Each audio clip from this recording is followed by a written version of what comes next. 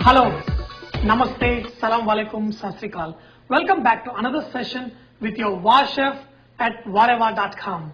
Today, let's learn to make this extremely popular lamb biryani. Basically, you can categorize biryanis into two kinds, kachi biryani and pakki biryani. In the chef's world, if you are making a pakki biryani, you are kind of looked down upon because pakki biryani is much easier to make. Pakki biryani means first you cook the meat and the rice separately and then you put them in layers and let it steam for few minutes, hoping the flavors get into each other.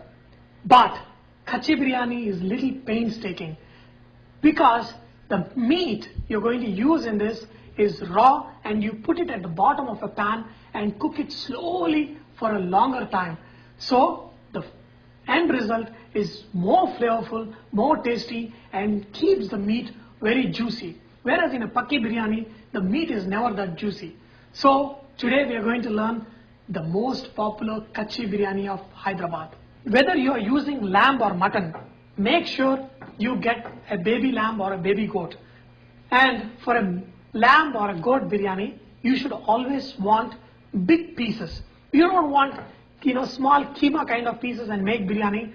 It doesn't taste that good. The whole reason why people enjoy biryani is the meat is juicy and you take a bite into it, it is so tender and it's so refreshing. There are various kinds of tenderizers that are available in the market.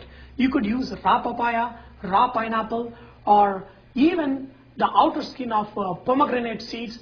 They all act as a tenderizer. But we are in luck because in the market there is a meat tenderizer that is available in a lot of Indian grocery stores. In fact, I bought one of those meat tenderizers just to use a spoonful of it and marinate the meat for 1 hour. What this meat tenderizer does is, I do not want to go into technical stuff. We are going to go into it in another session. Basically, it goes and breaks down certain cells and makes it tender to cook. So we are going to make the marination for the lamb biryani.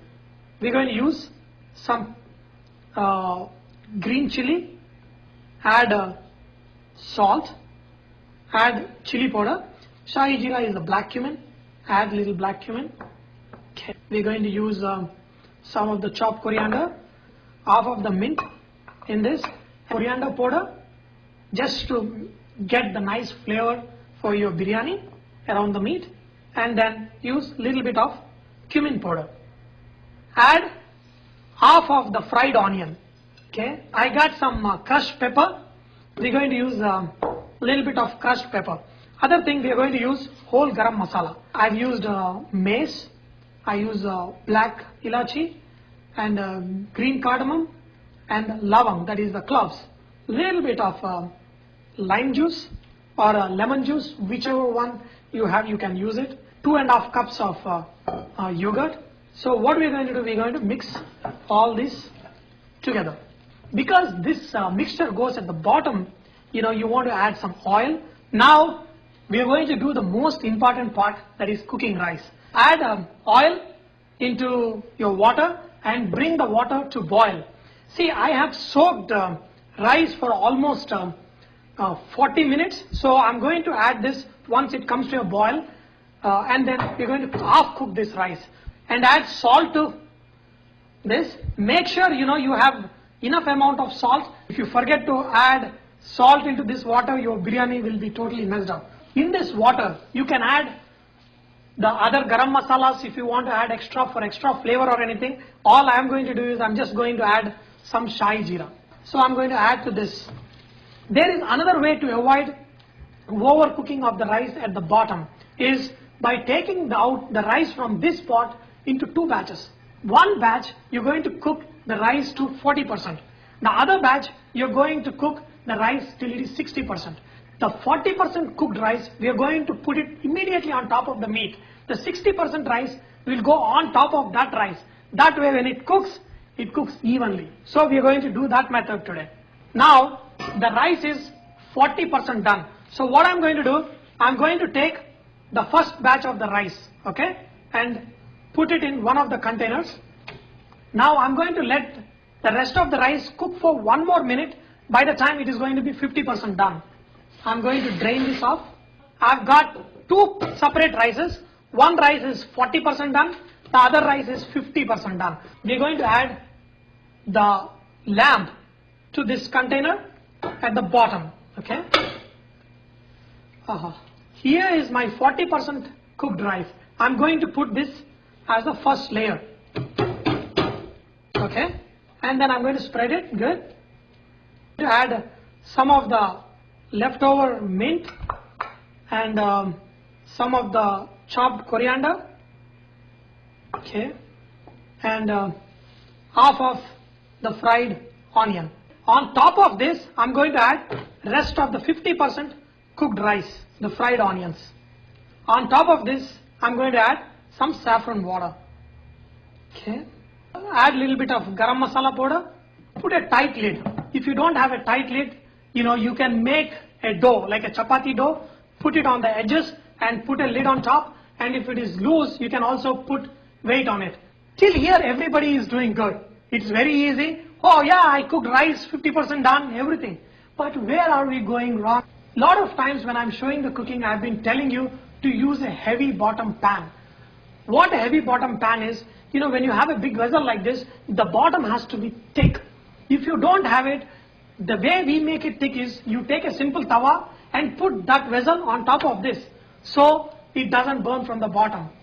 The best part of having a glass cover is you can actually see the biryani cooking. See, the moment you see the steam-like thing forming, that is an indication that you reduce the flame.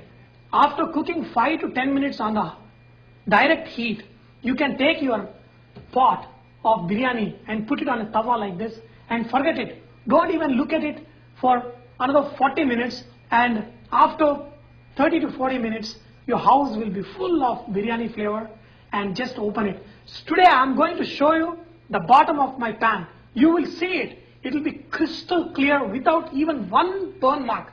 That is how you're supposed to cook biryani. Remember, biryani is always served with nice yogurt accompaniment called raita and mirchi ka salan. You can see both the recipes on my site. Raita, I have a video. I have a video of bagara bangan.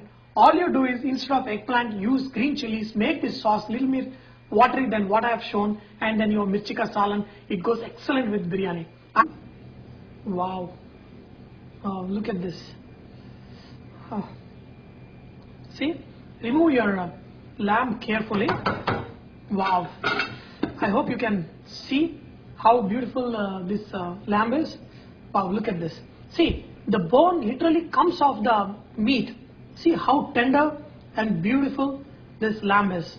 Wow. And look at how the rice is cooked.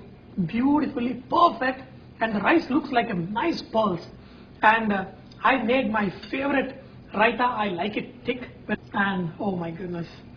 Let me taste.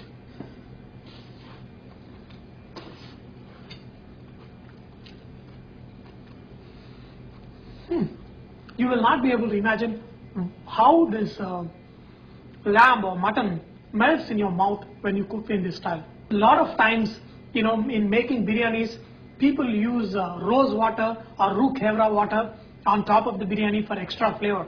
If you like that kind of flavors, you can go ahead, add some rose water or roux hevra on top of this, and it may taste flavorful in a different way.